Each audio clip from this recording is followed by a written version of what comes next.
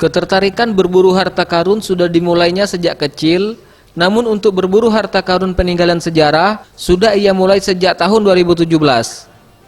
Dengan bermodal alat metal detektor, ia dapat menemukan harta peninggalan zaman Sriwijaya hingga peninggalan dinasti Ming Cina. Kebanyakan yang ditemukannya dari dalam tanah, yakni koin yang berusia ratusan tahun lamanya. Selain koin, dirinya pun pernah mendapatkan serpihan emas yang memiliki bobot kurang lebih 1 gram. Untuk menentukan titik lokasi, ia pun harus mempelajari medan menuju lokasi hingga benda bersejarah apa saja yang pernah ditemukan di sana. Sedangkan potensi banyaknya peninggalan zaman kuno ada di beberapa kawasan di Palembang seperti di kawasan Borang, Kenten, dan kawasan Mariana.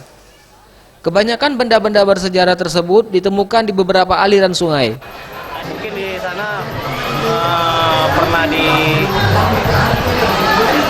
tempat pelarian-pelarian dari zaman Cina dulu. Saya yang poin-poin yang saya temukan ini banyak dari dinasti Cina.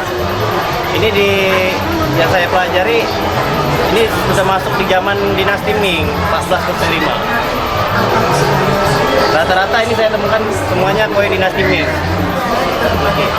Yang saya temukan kayak cincin, manik-manik yang unik gitu. Sebaru itu sih. Pernah sih dapat emas tapi nggak banyak. Kayak logam kecil itu kemarin dapat 3. Kalau ada 3 piece saya dapat, ukurannya kecil, nggak nyampe 1 gram. Ditambahkannya, untuk mendapatkan metal detektor, dirinya harus memesan ke luar negeri seperti di Hong Kong dengan kisaran harga 5 hingga 7 juta per unit.